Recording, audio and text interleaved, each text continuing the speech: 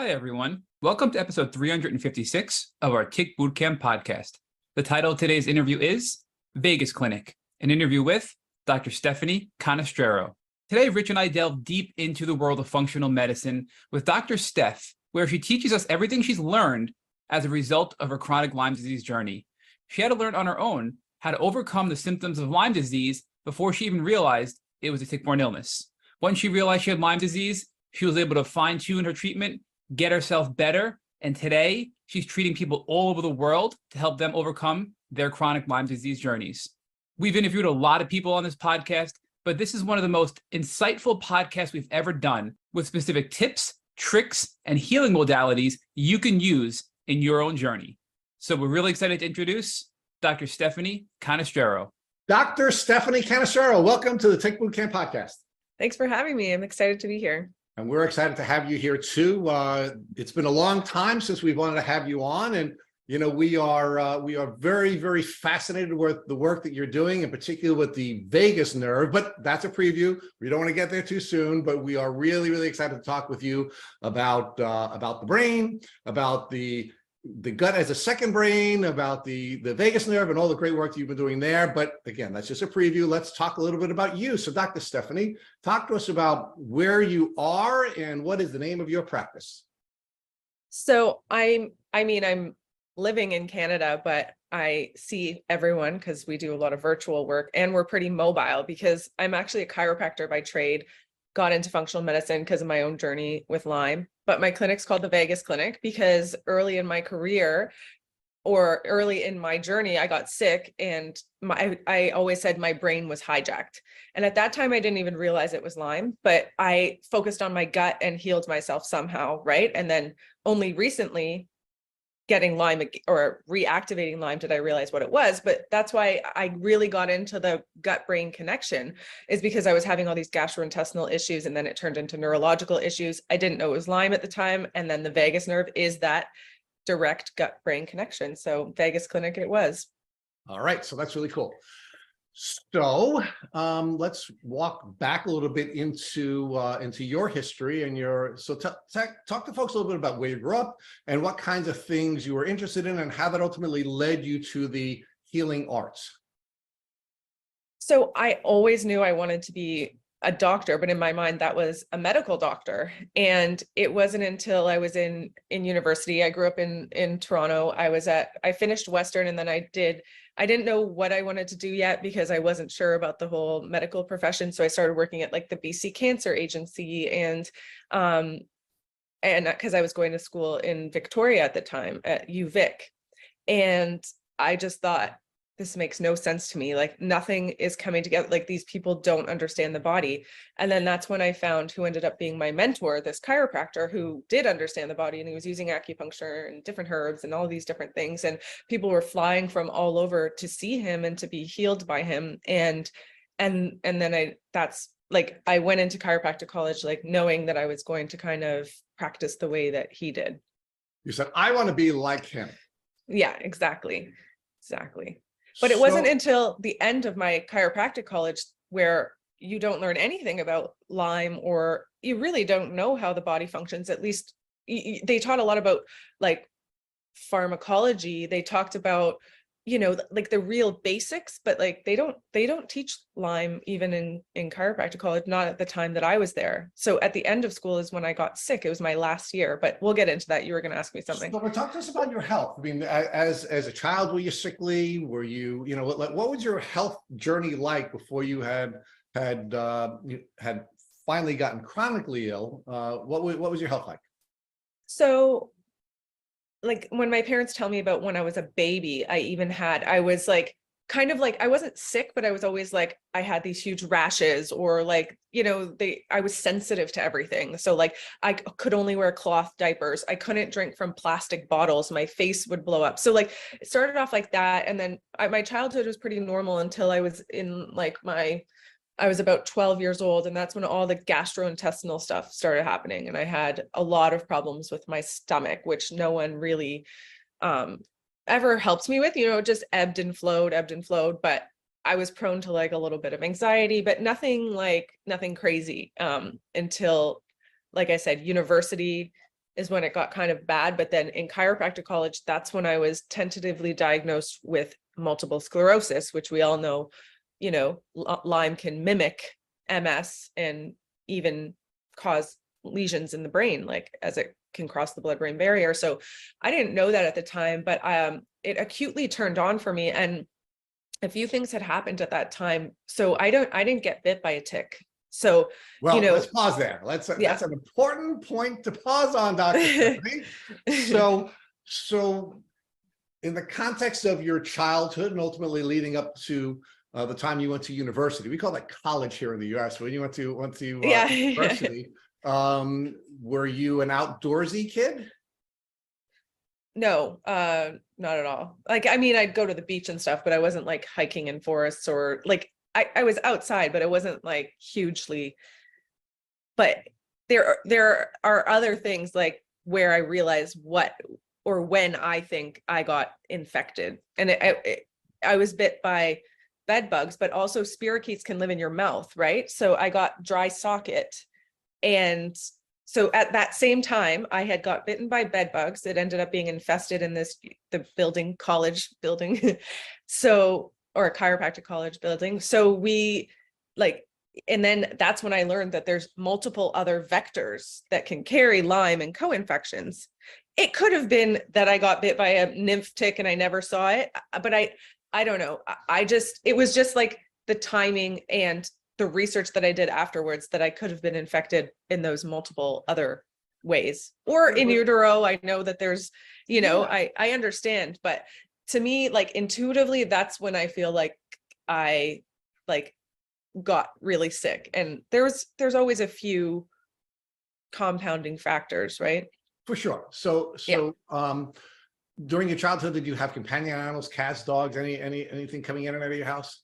No, we had a bunny rabbit that stayed inside, and then we had a dog later on, but I was already away at school. So I don't know, it could have been, but it sounds like you were like the kid in the bubble until you went off to university. And then finally we started letting you out and you started coming in contact with all kinds of things that could result in you getting sick. So, all right. So when they let you out of the Canestraro family bubble and you finally went to university and then to chiropractic school, you started to get really sick, right? So you think there was some other vector that ultimately transmitted the Lyme to you, because that's when you started to get what you were calling acutely sick, right? Well, yeah, and just like I said, like now that the more that I've studied, you can get Lyme from mosquitoes, from fleas, from different bites, right? So I'm just saying I never had ticks stuck on me. That's all. It could have been a nymph tick. It could have been a different vector, but it wasn't obvious like that, is my kind of point. So, but one of the things we love to debate, especially with you medical professionals, about this, because I think it's something we need to think through, because I think there is the belief in the Lyme community that that you can get Lyme disease from a mosquito, or you can get Lyme disease from a bed bug or something like that. I'm not so sure that's true. And it's not to say that those other vectors do not harbor the bacteria. I think they can.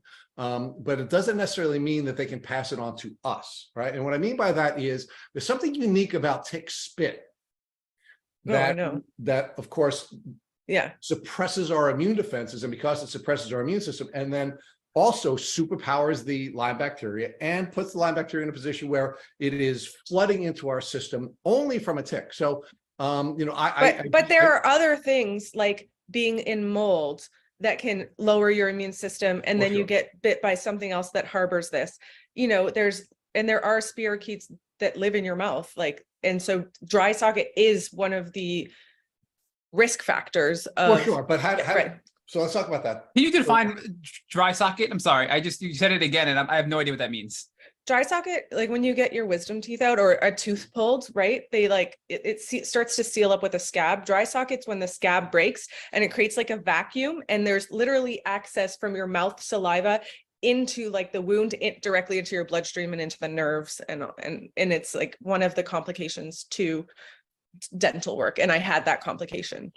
So we here at Tick Bootcamp talk about upstream and downstream Lyme disease, right? So generally the upstream is going to be a tick bite, right? And the tick has a unique relationship with the spirochete, and it has a unique capacity to limit our immune defenses and superpower the Lyme bacteria and put the Lyme bacteria in a position where it can flood into our system in a way that you would not find with other vectors.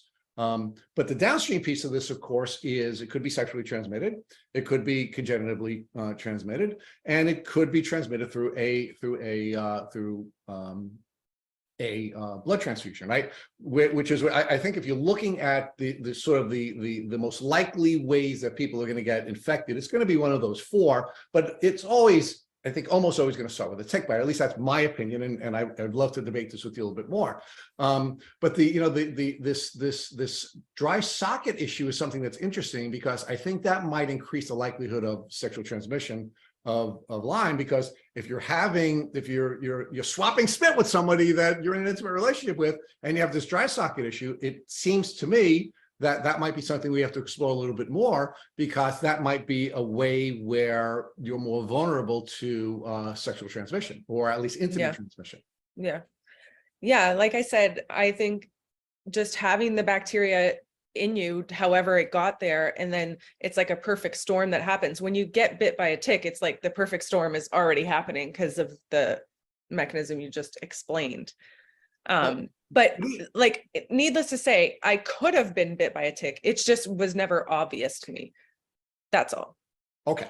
But I mean, the other thing that seems possible in the conversation, which is one of the reasons why we like to look back at childhood illnesses, is it looks like you may have even been congenitally totally infected, because you had, for example, a lot of rashes, right? You had a lot of allergies. Sounds like you were having these immune system issues at a very, very young age, which suggests that that's something else that we would have to think through when trying to come up with a genesis, if a genesis is significant. And, right? I mean, and I have considered that as well. It's just, just as I'm talking about a perfect storm, when I'm stressed at the end of school and then your immune system goes, like, that's when they come out. Like, just like in November 2021, where I was, I don't know what you're going to think about my other theory, but I've done a lot of research into the new rollout of 5G millimeter waves and what it does to our cells, increasing influx of calcium, stressing our bodies, like affecting our DNA, oxidative stress. Because I was actually in Las Vegas when this happened to me, staying downtown, and I was so electric. Like, that was one of my first things. Like, my hair was standing on end. I was shocking everyone. My heart went crazy, all of the whole 9 yards. And then I started researching the new rollout of 5G. And what I found was, in Vegas, they also have something called 5G plus.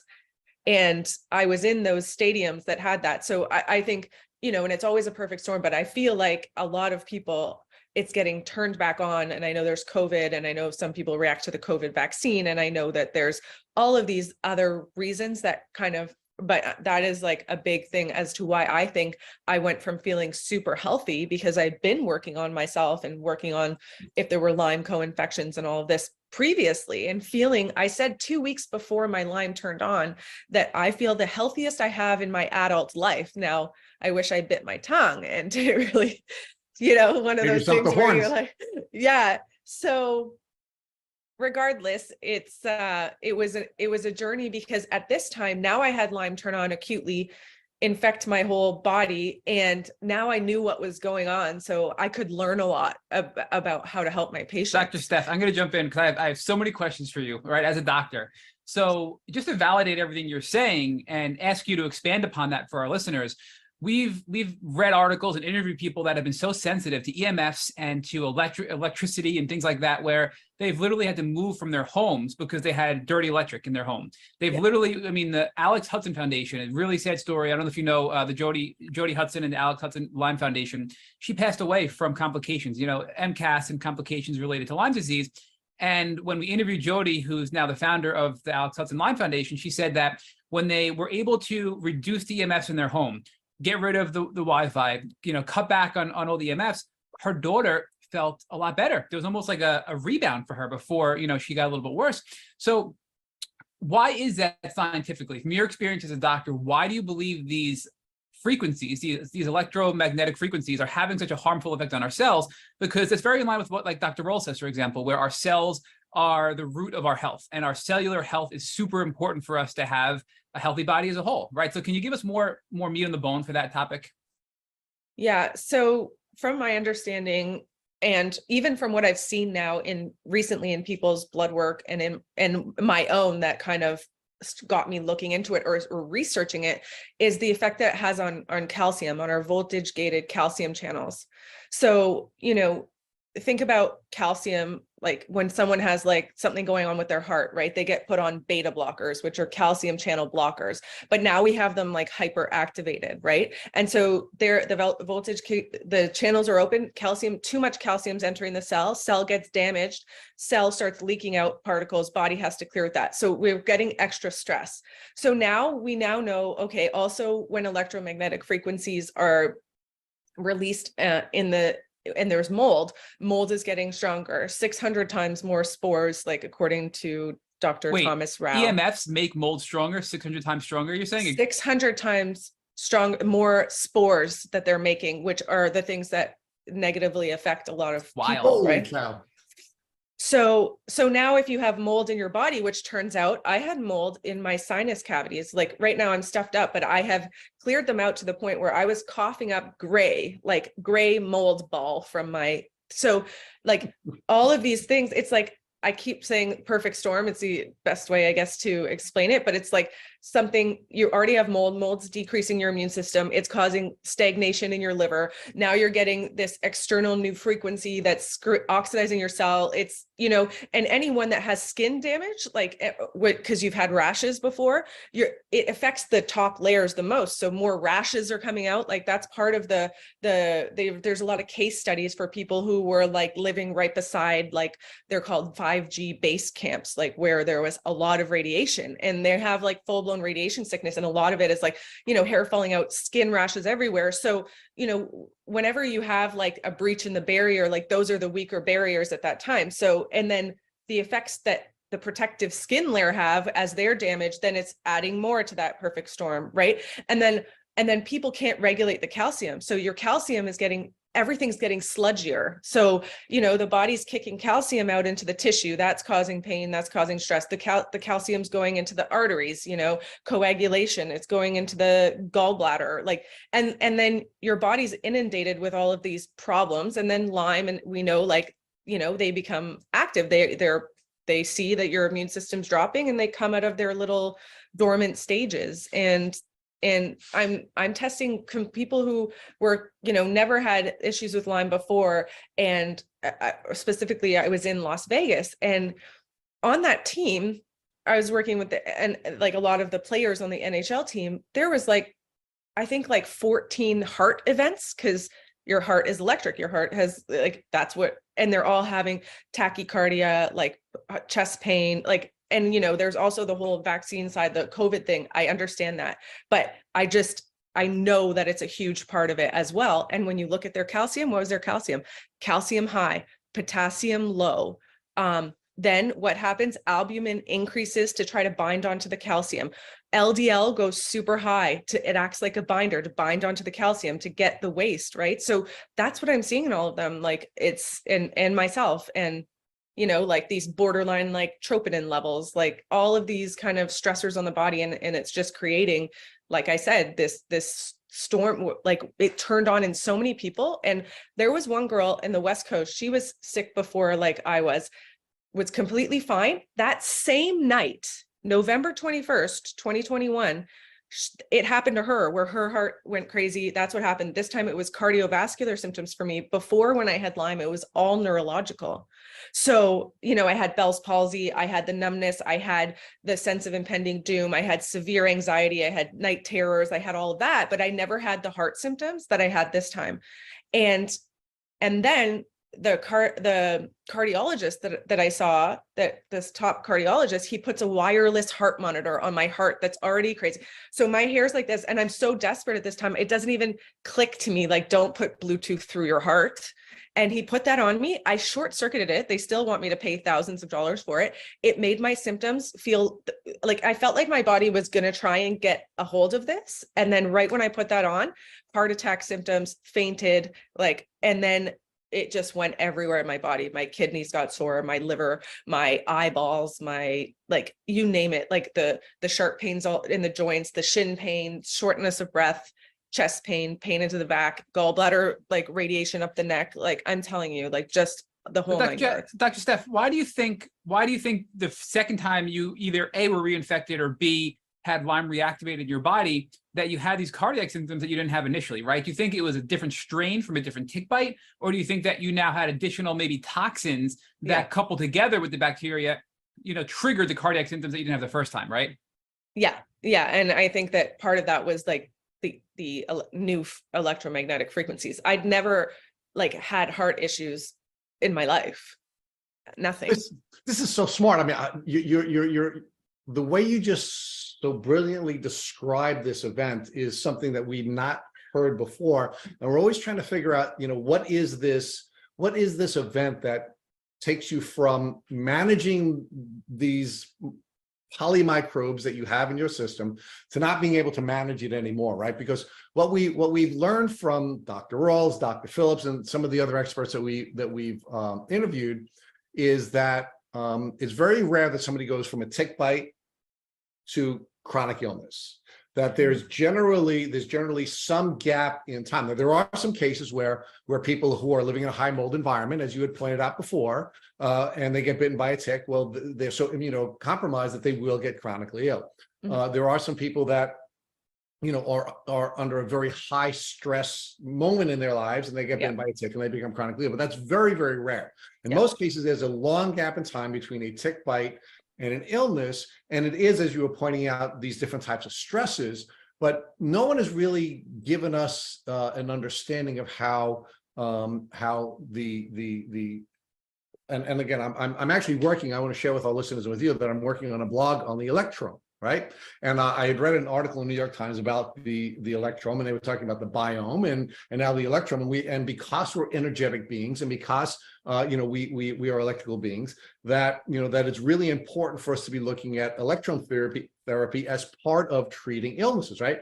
And now you've just given us a really, really powerful explanation about how there are just so many different factors that are causing us to have distress, and what impact that the electrome is having on, for example, mold. So you could have mold, your body could be managing mold, and then you could have this 5G or 5G plus or some other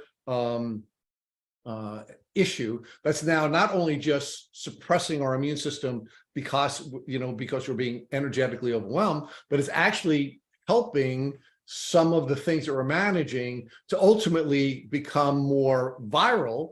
And you also suggested, and I think this is really powerful, that what's essentially happening is as all of these things are growing, we're becoming toxic. And as we're becoming toxic, our body loses the ability to ultimately kill off these bugs. And then, of course, when our body is killing off these bugs, it's adding to the toxicity, and it's making us even more immunocompromised.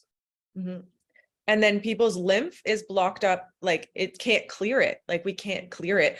I had lymphedema so bad that like my breast was a double D and I got B's, so like I was just jammed, like my right groin, like I had choke points, and I do manual therapy. So these choke points, when you open them up for people, you're going to help them get better faster. And I was bedridden in November, December, January, February, right?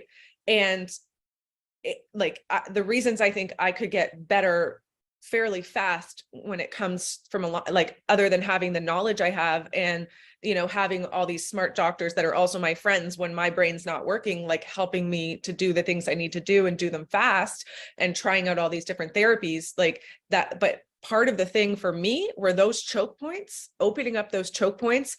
The relief I got was like, I can't even explain it. Like, what does that mean, choke points? Like these are lymphatic swollen lymph nodes that you have to manually release? Is that, or am I totally misunderstanding what you're saying? Manually, or a big thing for me was neural therapy. So I don't know if anyone's talked to you about neural therapy in Lyme, but neural therapy, what it does, it's procaine. Like, and there's different things that you can use neural therapy, like injections. Sometimes they add homeopathics.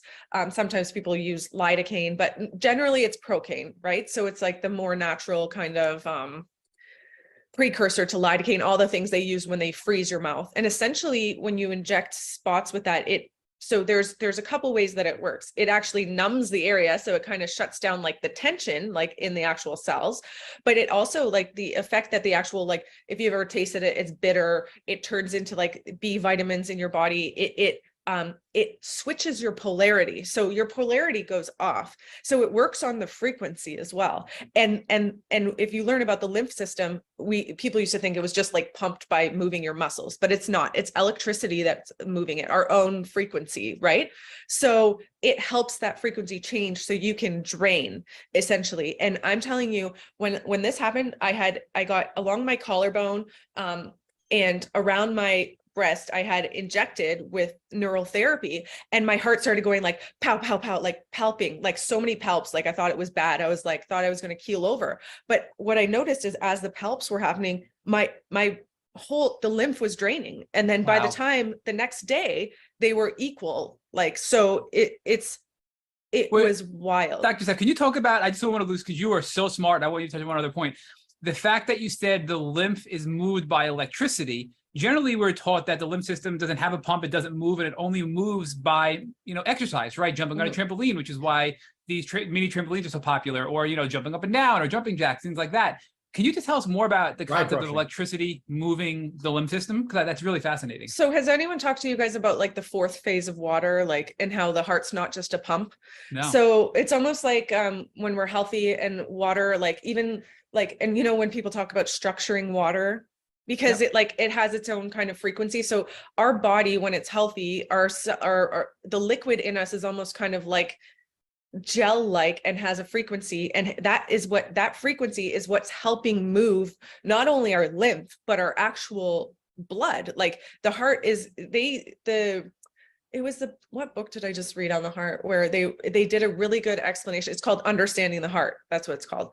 And they explained like how big the heart would have to be if that was solely the thing that was pumping the blood around your body. So if you start researching the fourth phase of water, it starts to make more sense. But it's these, have you ever had, like, there's lymph therapy where it's those wands, there's like glass and it's like electric.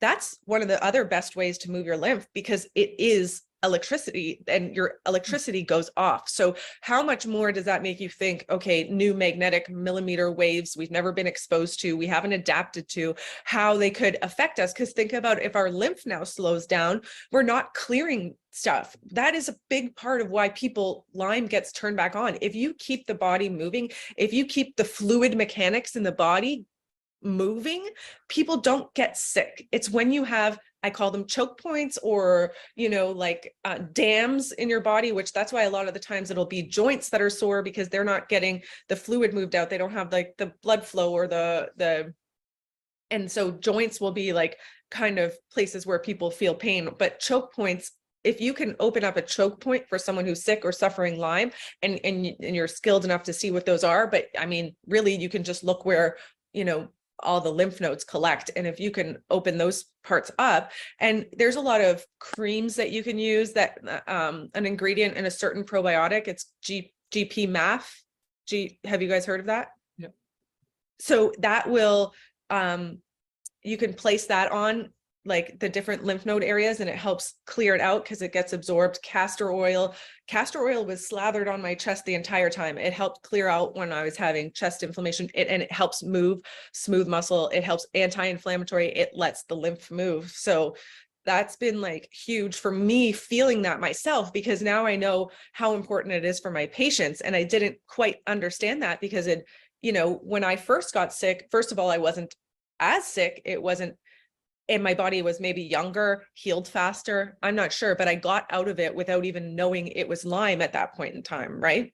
So let's pause there for a second. So you believe that your chronic illness occurred as a result of you being in close proximity to 5G plus. And what that did was it ultimately affected your electrome in a way that prevented your lymph system from moving, having the electrical fields necessary to move, and then you ultimately got backed up. Now, of course, we know that the lymph nodes are, of course, an important part of our immune defense, because that's where a lot of the response to new microbes is developed by the immune system. And so there's two things going on here. One is you're getting toxic, and two, it's interfering with the capacity of the lymph nodes to do what they do in the immune process. Exactly. And then that's part of the perfect storm. But the week before, I had been exposed to mold, of which I was sensitive. And there was a little bit of like, well, there ended up being a lot in my sinuses because I touched on it quickly, but also like clearing the sinuses, or, clearing out mold, or getting out of mold, lowering your EMF exposure. All of that is big part of helping the people I'm working with heal. And so are, removing old root canals, or looking at the patency of the airways, and all of those things have to be kind of addressed, because people are like, well, why do I have to do that? I had this before and I wasn't sick. And it's like, but once you've hit the tipping point, I mean, you right, you went, yeah. So when you go from subclinical to clinical, there was still lots of problems going on when you were subclinical, you have all these stuff going on, but you're not showing symptoms, right? So once you go over there, and the whole shitstorm, am I allowed to say that, happens in your body, then it's like you have to optimize things that you didn't even know you had to optimize to get fully better. And you have to take the load off your body so it feels safe and not under attack, where it can actually heal. And that's where a lot of the vagus nerve stuff, I think, helped me as well, right? Before we get there, I have a question for you. Could you touch on a few things, Dr. Steph, that I want to focus on? So you mentioned you were sensitive to mold. And a lot of our listeners, we understand that it's not just Lyme. You gave us a bazillion things to look at as well. But what are some good tests you recommend? I mean, for example, what do you think about genetics? We had Dr. Miller on, and he talked about there's genetic tests to see if you're more susceptible to EMS and magnetic fields. There's genetic testing to see if you're more susceptible to mold, more susceptible to things like autoimmune disease, right? So do you think that's part of the picture to get good data points, or do you think that's not as important as maybe other people put an emphasis on it with, I don't emphasize that, because first of all, like, epigenetics are what turn things on. So I want to see, do you have mold? Because you don't have to have the gene to be sensitive to mold, and you can be sensitive to mold. Like, just like you don't have to have the gene for celiac disease to get celiac, although they say they won't call it that if you don't have like that gene.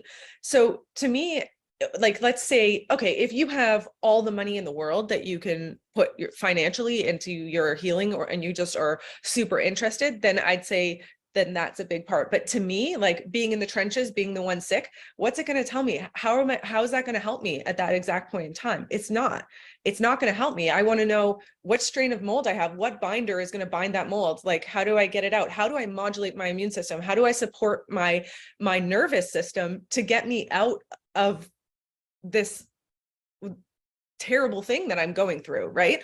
So it doesn't matter to me at the end of the day. And I see people getting better that are really sick and have been sick for a long time without knowing their genetics, right? Now, I think it's interesting. I've done my genetics. Like, I'm not against it by any means, but like, if you don't have like the money to do that, then I'm going to look at like, a co-infection test that's on the ball. Like I use Vibrant Labs, but there's IGeneX, there's DNA Connections, there's different ones. And I just like Vibrant is what I ended up doing for me. I worked through the co-infections based on that, while also supporting my lymphatic system and supporting my nervous system, all the little pieces of the pie that you have to do in order to heal.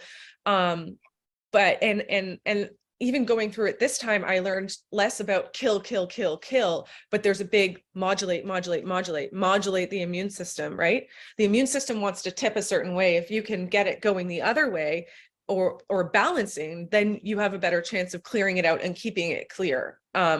So I don't know if I answered your question, but you did. And I think it leads me to my next question, though, which is, we had Dr. Marty Ross on who gave us a controversial view that I think really makes sense, and I'm curious to get your views on it. He said he has Lyme patients that come in that he knows they have Lyme disease for sure, but he realizes there are other things going on. Maybe there's an overgrowth of bacteria in their gut. Maybe they live in a moldy home, and as soon as they move into that moldy home, they got really sick. And he goes, that was the trigger point, and I addressed those things. And once I can get rid of the fungus in their gut, or once I can get rid of the moldy environment and clear out the mold mycotoxins in their bloodstream, then they get better. He goes, because their immune system will manage the Lyme bacteria on its own if you can remove the stronger things that are weakening your body. I mean, now that's pretty powerful to think that I have Lyme disease. I don't have to treat it. I can treat something else, and my immune system will then, come in to win it over at the end of the day, right? I mean, what are your views on that? Do you think that's a real thing? So I think it depends. But so for me, what I didn't mention is we're always testing the gut and working on the gut. When we test the gut and we have access to the gut, right? We can take things into our gut, remodulate the gut. The gut is like literally managing your immune system. All the toxins from your body are getting dumped into your gut, so it's definitely like a huge part. You want to take them away from the trigger. We always assess those things, but sometimes like once you've already got sick, even taking the person out of the trigger, it's still not enough. You have to manage the infection depending on the person. So, I mean, for me, I was trying to manage without doing antibiotics. Like I was trying to do all natural, but I was really acute and my heart was getting worse. So I ended up taking doxycycline in my acute kind of stage. And it really helped me, but it doesn't help people when you do that when they're chronic. Like I've worked with people who have tried, like you have to work on literally all the other things. Sometimes it makes them worse. It doesn't even touch it. It pushes it deeper. So like, but define acute, because you potentially could have been born with Lyme, right? And maybe you got it earlier. So when you say acute, you mean like an acute flare? Okay. An acute flare, Gotcha. a reactivation, so to speak, right? Like, so I wouldn't consider myself, I only retrospectively was like, wow, I think I had Lyme in 2009, right? No one ever, I was told I had a multiple sclerosis tentative diagnosis because I didn't have enough plaques that it was an actual diagnosis. I got diagnosed with celiac disease at the same time because I was having all these gut symptoms. And, I worked backwards thinking I worked on parasites in my gut. I moved out of the place like with bed bugs, like my stress was managed and I got better from that flare. And I was very sick at that time. And it was less time than this time that I got better, but there's a lot of different factors. So I don't think that it always has to be like you kill Lyme, but like I was put on antibiotics at that time because I had this gut infection that they called salmonella. So maybe that helped. So I think that we'll always use herbs or something natural, like to try and lower the Lyme, because once we start getting rid of parasites, getting rid of mold, like parasites, like they house more Lyme, so more gets released. So we got to do like a zap of the Lyme as well. And then we use a lot of binders because we got to bind up all the toxins that are released. So and those things are super important. So Dr. Steph, before we get too deep into the geeking out, and Matt is just getting way too excited to take you too far on the geek trail. Let's go back to your initial illness and the diagnosis you had, because you've become one of the most well-known experts on the vagus nerve, right? And you developed that based on your own personal journey, which you now know was a part of your Lyme journey, but at the time you did not. And this is important. I think we have to develop this together and talk about the vagus nerve and what role that played in you being able to manage your disease, which you then didn't know was Lyme, but you now know is Lyme. So talk about that. Talk about your misdiagnoses. Talk about how what you learned about yourself and how that brought you to study the gut and the vagus nerve, and why that was able to assist you in getting through that, what you're calling the first acute phase of your disease. Mm-hmm. Mm-hmm. Yeah. So at that time, I mean, I had major gastrointestinal issues, which they just told me was like IBS. Like my whole university, it started, college for you guys. Then you go to post-grad, which is chiropractic college. So, and again, there were times where it ebbed and flowed, but I got really healthy, like second, third year university, went into chiropractic college, super healthy. All the stressors that came along with, finishing my exams, all the money it costs for chiropractic college were coming to the end. And my grandfather gets really sick. And because I've been working with my mentor, I've met all of these different surgeons, and he needs surgery, and he's supposed to wait this long time, but then I get him in sooner because our healthcare is different. It's like very long waits sometimes. So sometimes it's good who you know. And he almost died, and I blamed myself. It was this huge stress thing. So I helped catch it, that he got something called Ogilvie syndrome, and that's what saved his life, but it was really touch and go for a little bit. So that was like my stress point, I think. And like, you're not living in the best housing at that time. Like I said, there were bed bugs, which I found dead in my bed. And I had like 3 bumps where they had bit, which like I threw my mattress out that night. I was like completely grossed out. Like I said, I had my wisdom teeth out really late. So it was somewhere around there. And then I had to have a root canal. So those things all happened at once, which I didn't know how bad root canals were, right? I didn't understand. So I'm sitting in a movie theater, and that's when it hit me, just the way it hit me this time. Overwhelming anxiety out of nowhere, the inability to stop moving my legs because they were a deep ache. And that was the start of these crazy neurological symptoms that I had never had before. I woke up with the Bell's palsy, the face completely drooping on the right side. Like, luckily mine was transient, and I went into the hospital. I thought I was having a stroke. They injected me with the dye, which again isn't really helpful when you're already sick, and then you get radioactive material put into you. So I got worse after that, and my face healed, but then my whole right side of my body went numb. Then I had, the feeling of bugs crawling over my body. Then I had twitches, which then they, investigate as like benign fasciculation syndrome or some BS like that. And, and then I'm trying to finish chiropractic college, and I'm in learning acupuncture, and I'm asking all these people, like, do you know what's wrong with me? Like, I fainted when they put one needle in me. Like, my nervous system was just gone, and my gut had gotten worse at this time. I had to be hospitalized because I was just going to the washroom, blood, like that's it was coming out. So, then I get treated for that, and I'm still like just going through it, and no one understands what's going on with me. And I feel terrible, and I'm scared half to death. I'm calling my parents in the middle of the night, like, this is it. Like, I'm not going to make it, like I'm getting emotional because it's terrible. And I don't even know how I got through it, but school ended. I somehow wrote my boards, got through them, not as well as, or my final exams, and, moved out of that place, and like slowly like started to be able to reemerge. But then my boss at that time did a parasite cleanse, thought I was going to die during the parasite cleanse because I didn't open up drainage and all this stuff I knew now. But then as I started getting better, then that's when I went into functional medicine, which now I feel like I've branched from functional medicine to just like, I don't even know what to call it, but it's like, we're just trying to get to the root cause of like what's going on. And I was working with athletes at that time, and it was a lot of concussion stuff. So this was me now looking back going, wow, my brain felt hijacked. I had anxiety before. I'm not an anxiety sufferer. Like it took over my brain, and my gut was a mess. And I didn't know I had Lyme, but I was like, and that's how like gut brain connection came. And we learned about the vagus nerve in chiropractic college. And I was working with these players who were having concussion symptoms, and I started doing functional medicine tests on them. So I just happened to do a test on this one guy, and something went wrong with the lab, and they're like, they gave us the results that they did, but there were a few missing. It was an organic acid test. And then they said, we're going to send him a whole new kit and he can do it. Well, in between then he got a concussion. So, I don't know if you're aware of the organic acid test, but you get some information about what's going on in the gut at that time. So his looked really good, all of the markers, because there was just 2 missing on that one. And that's why we got to redo it after the concussion without them charging. And that's why we did it so close together.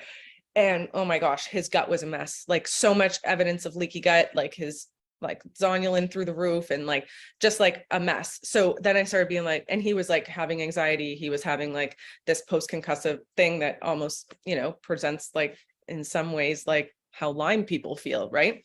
So that was my first kind of aha moment. And I started to kind of build on that. And I started to work on, as I'm manually working on people's necks and doing acupuncture, like I'm working on their gut. I'm clearing out like candida, I'm doing that.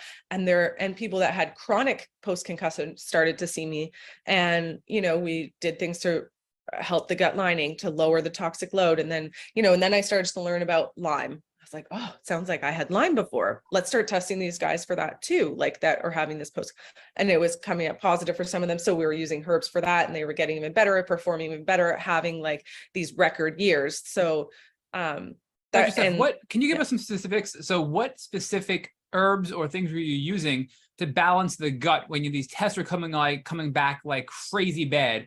What herbs were you using to help these people? And then when you started diagnosing people with Lyme disease, what herbs were you using for Lyme as well? Now as you're starting to learn about Lyme disease and the gut. Yeah. So, I was pretty basic at the beginning. Because I was just starting my journey in it, and we were using like blends of herbs, like GI microbics from Designs for Health. If they had candida, I was using undeclinic acid or monolaurin, like different like things from coconut oil. I was doing like certain strains of probiotics based on what came up in their gut. I was doing so pretty basic then. And then once I started learning about Lyme, again, I was using blended products that people had made, and sometimes artemisinin on its own, sometimes like the high dose garlic, like Alimed, sometimes oil of oregano. It kind of depended.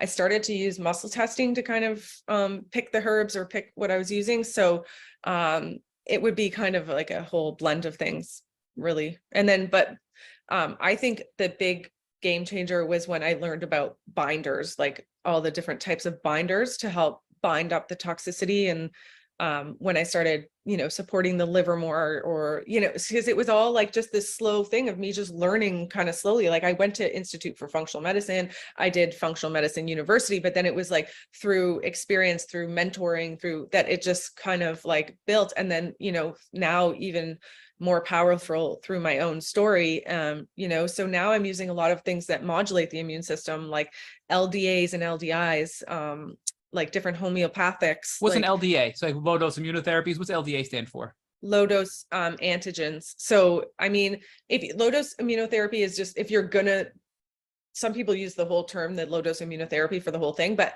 so like there's environmental toxins would be like an LDA. So you're giving people toxins, or you're giving them chemicals, like really low dose to like the, with antigens to stimulate their immune system, but it's balancing somehow. Whereas the LDIs, low dose immunotherapy, would be the strep, the babesia, the actual infections. That's how I think about it. So, yeah. Dr. Steph, can we walk back a little bit for the folks who are new to this podcast or were listening to this podcast the first time? Can you talk a little bit about the gut and the vagus nerve and the connection between the gut and the brain and the role that the vagus nerve plays in that process? Yeah. So the vagus nerve is cranial nerve 10. So that we have 12 cranial nerves. It's number 10.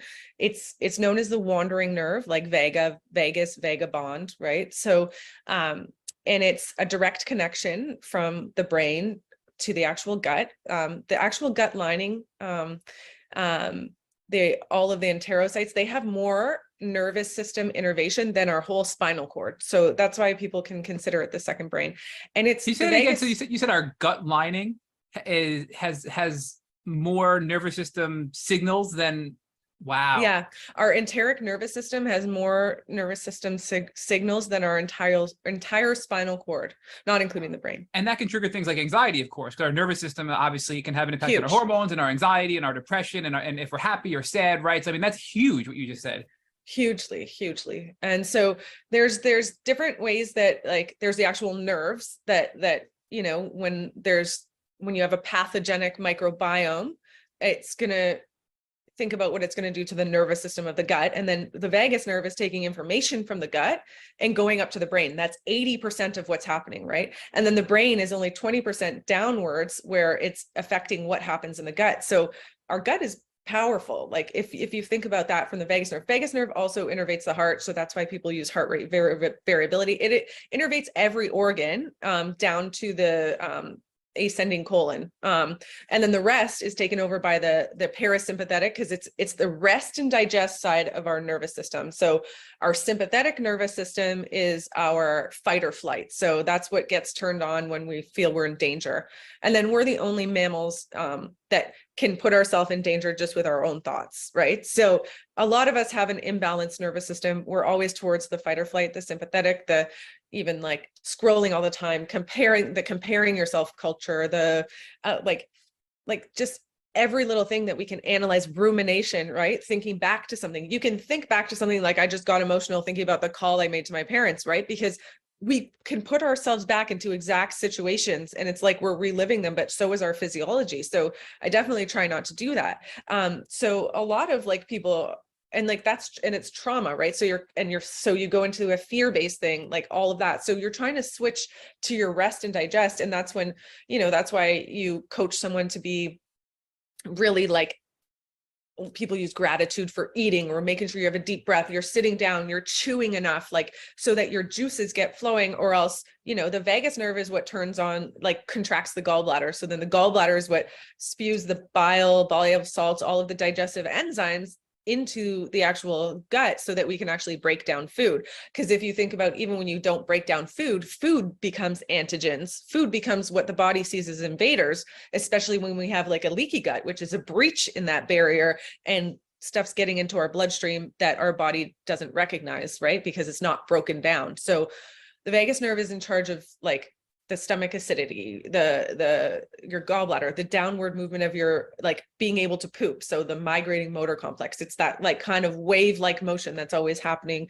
that's allowing, it's the way our organs like move, right? So that's in charge by the vagus nerve. And there's lots of things. And that's why like manual stuff is really important for the vagus nerve, because if you have like a forward head posture, you're cutting off your vagus nerve, comes right down here. It goes down and behind your sternum, and then it goes down and innervates everything. So what if your head's forward, like, like this? You're cutting off like nerve flow of like one of the most important nerves in your body. So that's where like even manual work comes in, or strengthening and posture and your, ergonomically, how you're sitting at work. All of these things come into play when you're trying to even heal from Lyme disease. And we use like some vagal nerve stim, like, so you can go as this, they used to do an implant on the vagus nerve. And so this is how powerful the vagus nerve is. So they would put an implant. This is when they used to have to cut into the skin, and they would put an implant in people who have seizures or are really, really sick as like a last ditch effort. And you could push a button to stimulate your vagus nerve. And what they saw is people were reversing their disease completely just from that, no medication at all. So we have at our fingertips, like literally this powerful nerve that comes superficial here. It's superficial in the ear. We can stim it with frequencies that help you heal. So, how do you do that? So what are some tools you can give to our listeners to stimulate the vagus nerves to assist in their healing journey? So there's different things. There's actual devices you can buy now, and you can stim your vagus nerve from the outside. So you'd find like your carotid artery by feeling the pulse, and you'd go right by it and you put some gel on and you turn it up and it kind of stims it electrically without having to put in. That's like, it's called the gamma core. They have another one now that you can buy for much cheaper that you can just use. Like the other one is more like clinical, like they used to make it so you had to like rent it from a practitioner. Like it was a little bit more pricey. So, but now they have ones that can go on your tragus of your ear. So they attach these little pads, you put the gel on, and they clip onto your ear tragus. The tragus is right here, this little tidbit there. Like the dangly thing on your ear, right? Yeah. Like, the cartilage where some people get it. Yep. Yeah. On the inside. Yep.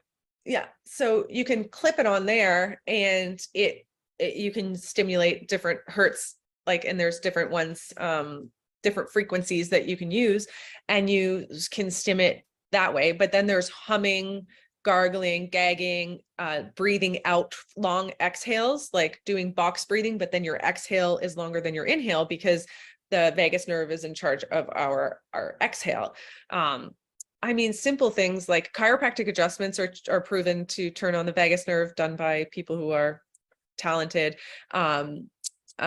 Manual therapy, where any manual therapy where their feet, hands, scalp, massaging their forearms can help turn on your vagus nerve. I mean, there's different essential oils. There's supplements that are stimulating to your vagus nerve. There's some research on What kind of supplements? There's research on omega-3s, phosphatidylcholine, anything with choline in it. The neurotransmitter of the vagus nerve is acetylcholine. There's bergamot, there's GABA, melatonin, all of these things that are like calming for us, right? Lemon balm. There's more that I'm missing right now, but you're doing great. You don't have to remember every single one. That's. I mean, you've given a great list. I'd like to bring this back to your experience, right? Because you have this really interesting story that I think we have to now tie this to. So, correct me if I'm wrong. Is vagal nerve stimulation having an impact on your healing because a majority or a large portion of your immune system is in your gut, and when you are stimulating the vagal nerve, at least in those cases where that was successful, what was happening? Was it stimulating your immune system, and because it was stimulating your immune system, that is why in some cases people are able to overcome their illnesses because of that vagal nerve stimulation? And do you believe that that's what was happening with you before you had your second bout where you became chronically ill, meaning you were able to manage it because you learned about the gut and you learned about the vagal nerve and you learned how to use whatever tools you were using to assist your immune system. Your immune system was able to manage the disease, and it was managed until you had that 5G experience. And I'd like to talk about that separately. So if you could just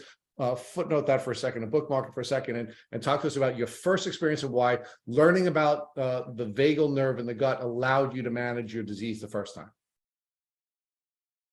Oh no, I was retrospectively for me, like that's what made me think back and go, oh wow. Like, so, I mean, I think I indirectly affected my vagus nerve by killing the bad bugs in my gut. Cause then the information going back up to my brain and getting out of the mold and all of that, like, that's what I think, at that time. And then like, I started utilizing all of the exercises in between then for a lot of other patients and was having success. But the reason why we talked about frequency, and I know we put the EMF one to the side right now, but the frequency of your body and the frequency of your cells when you're healthy are different than the frequency when you're unhealthy. So you're kind of zapping them into, or like forcing them into a different frequency. And what do different frequencies do? Well, we know that bad frequencies can increase bad things, but good frequencies can increase the good bacteria and they push out the bad. So they actually see a change in pathogenic bacteria in the gut from stimming your vagus nerve alone without taking a herb, without taking a probiotic, without changing your diet. So clarify that for a second. Not really. So you're saying that the stimulation of the vagal nerve changes the frequency of the bacteria and changes the frequency in the body, and the frequency, this better frequency helps the good bacteria to flourish, and they kick out the bad bacteria, and it actually kills some of the bad bacteria, molds, whatever, because we know that people can be like, if you think of the Rife machine, right? You use a frequency that wipes out a certain bug, right? We have frequencies. So the vagus nerve, being the powerful nerve that it is changing the frequency in multiple organs in your body, including your gut. And it is changing the frequency, which then changes from a more pathogenic gut microbiome to a more healthy gut microbiome. What are your views on the Freemedica device, the Wave 2? I believe that was what Yolanda Hadid used. And, honestly, we've heard a lot about it. Some people have had success. Some people have said it's, not so great, but that's all about electromagnetic frequencies to help rebalance, right? So have you tested it? Do you have any views on that product? I have had people that used it. I've used other frequency things that were part of my healing journey. And it's hit or miss. For some people it's really powerful, and for some people it's less powerful. For me, like I tried, for instance, the amp coil, which is like another frequency machine that people use, right? And that didn't help me as much as something called the bioresonant light. And that one had a component of light, because we now know light can be healing, and I know Klinghart's been teaching about that, and I've been learning a bit about that. But there's different colored lights, there's different lasers, so it's got the frequency on your body plus the lights. So I think it depends like what your body's responding to, or what your bigger problem is. Like maybe for some people it's more frequency, and maybe for other people like they just respond to herbs better. Like I don't know the answer to that, but I know that some people swear by the amp coil and I didn't feel much at all. Like, so, yeah. And then FSM, which is like a much more basic machine that I've used for years on people just for injuries and such, right? Like you can temporarily, with someone with a concussion, put a concussion frequency, like healing frequency that resets to get you back. And for like 4 hours, they feel like they don't have a concussion. And that's from the temporary change in frequency. So the idea is that you keep pushing it into that frequency, and then eventually it gets used to where it's supposed to go. So the free Medica, the way that that's beneficial is that you have it on all the time, and it's changing frequencies based on which pathogen you're going after. Just like I can't wear an Apple Watch because it hurts my wrist. Like I am EMF sensitive. That has been evident. Someone bought me a gift years ago when the Apple Watch came out. I could not wear that thing. I did not wear it at all. Like I couldn't. Physically hurt your wrist. Physically ached in my wrist. And I tried it out because like I wanted to wear it. I liked it. It was really convenient.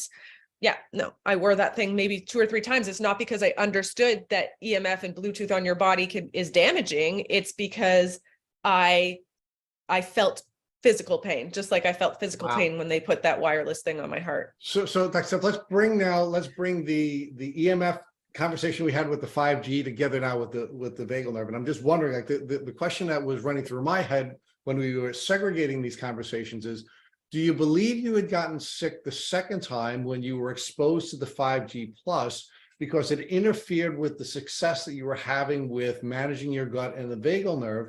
And what happened was now the frequencies were changing, and Yes. you were, yes. Yes, I totally, and that's one of the things that changed the frequency. The mold exposure changes the frequency, right? Everything has a frequency, right? Those are just stronger frequencies that we've never, ever had to adapt to. Like 4G is radio waves, okay? Like we're being microwaved. You know how they say don't stand in front of your microwave? You know, that's like a thing. They're like, don't stand when it's on. Yeah. My brother has a pacemaker, and when we were younger, he wasn't allowed to use the microwave. And then that changed over time with newer technology, but we had to be careful with my brother with a lot of these things because of his pacemaker. So yeah, it's interesting, right?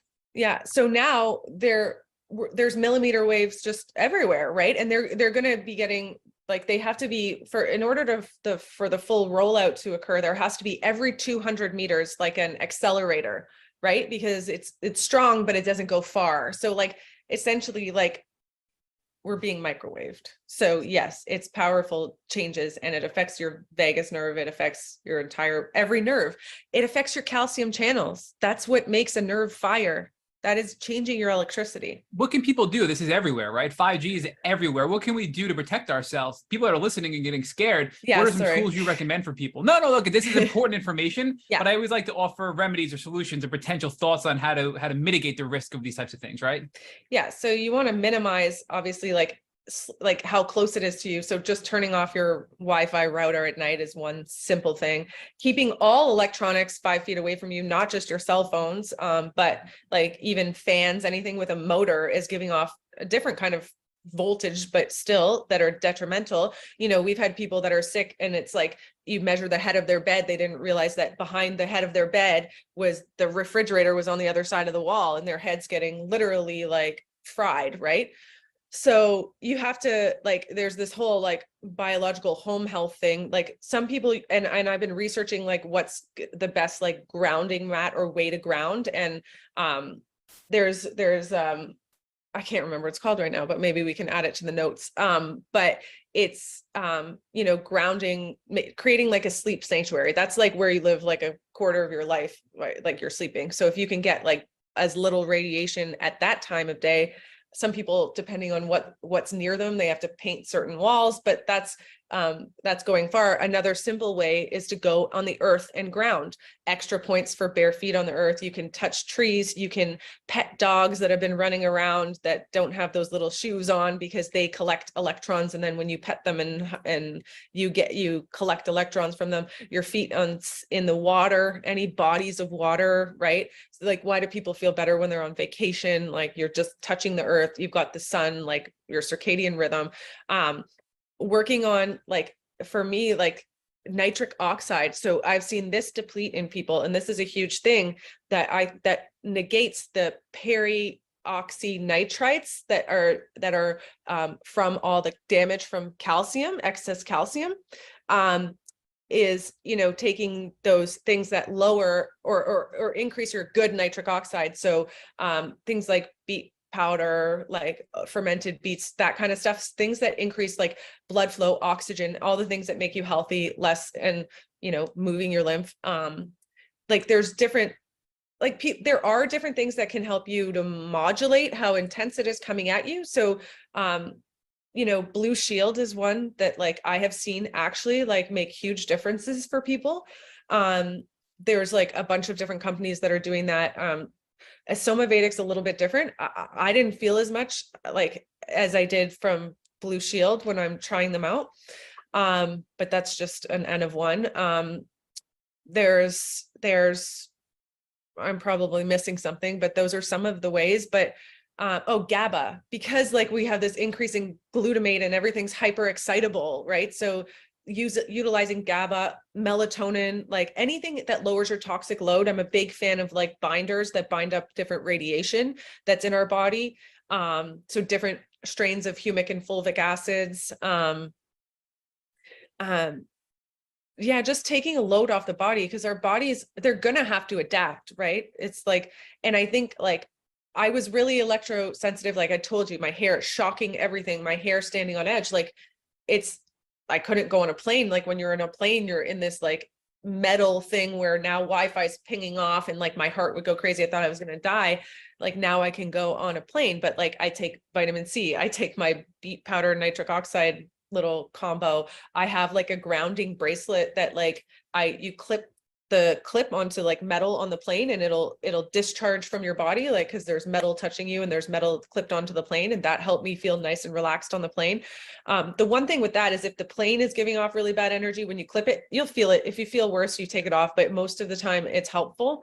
There's different shielding clothes that people wear, but that have like silver in them and stuff. But the problem is if you're giving off a lot of electricity because you're too electric at that time, you actually can close it in and feel a little bit worse. So like, it's kind of like when I have the healthy athletes, they wear like the silver containing boxers, they're flying all the time. They're trying to protect, their testicles and whatnot. That's different than someone that's acutely sick. Like sometimes they'll feel like they put a hat on that's like got the silver fibers that block some of the radiation, and they might feel worse. So you got to be cognizant of that.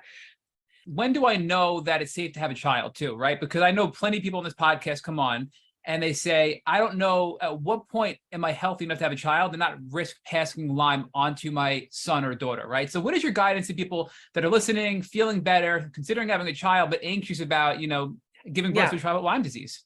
Yeah, well, I'm one of those people because I got married in 2020. I got sick in 2021, and I'm getting out of Lyme. So I'm going to retest myself and make sure my titers are down, right? Like, but that's not even a guaranteed thing, because they can stay high in some people, like those antibodies that are showing like you're fighting off Lyme, or it's in the like kind of chronic stages. That's what you see when we do the Vibrant test. But I think when you feel better and your immune system's balanced, like we were talking about before, like you can have this bacteria and it's not active. It is like hidden. Your immune system is keeping it at bay. It's not transmittable, right? So like, and plenty of kids are born with Lyme and never will show symptoms of Lyme. It'll just never turn on for them because there's other things. So there's plenty of ways to protect your child once they're born, there's which that I've dove into, but a lot of the things that make it so it can turn on in babies is just how traumatizing the whole birth in hospitals are. Like, they do it terribly. They've lost the innate, they don't understand that the body knows a lot of the time, and there's too much intervention, too much antibiotics, too much this, like, you know what I mean? Like people aren't like left to what our body actually knows how to do. And sometimes it needs a little bit of help, but yeah. So, I mean, I don't have the clear answer for that, but for me personally, so I've been doing live blood cell with someone who in the live blood cell can show you if there's Borrelia, Babesia, Lyme, that's like procreating active there, how many cells. So that's been one way that where I saw my Lyme is completely down. What's still left for me is a bit of Bartonella, right? So it doesn't look like the Lyme is like showing its head right now, right? So, and there's that. And then I'm going to redo the Vibrant Labs, and I'm going to make sure I feel good. I feel strong.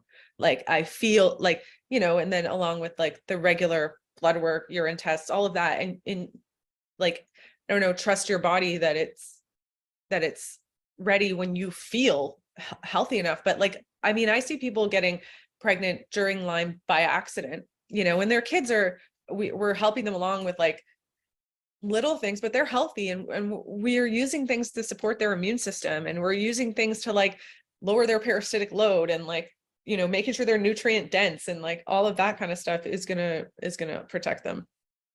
Grounding them, getting them in the sun, like all of the things that, like, you know, help us a lot that don't cost anything. Dr. Steph, I want to pull you into another one of the controversial topics. You've been so good on so many different things. And you used antibiotics on your journey. It sounds like you used antibiotics on your journey a couple of times. And I'm just wondering what your feelings are about the impact that antibiotics were having on your gut, and the impact that you think that may have had in the short term with helping to reduce the microbe load, but perhaps in the long term, making you more vulnerable to immune dysfunction and ultimately chronic illness. Yeah, well, I mean, I don't consider myself chronically ill, even though I am, because like, I just don't want to put myself into that bucket, because I feel like it's like a huge thing. I'm healing, and I'm going to be healed just like I was for the last 12 years. And I'm going to know more than ever. And my body's going to be strong. But now I forget the question. That's a brilliant mindset. It really is. So let's get away from the labels, and let's talk about, you know, the antibiotics interventions, right? Because you spoke, you know, I was desperate. Or else I would have never, like, I hadn't taken an antibiotic since 12 years ago when I was sick. I had pride in how good my gut was and all of that, but you know, it didn't overtly affect me in a negative way this time.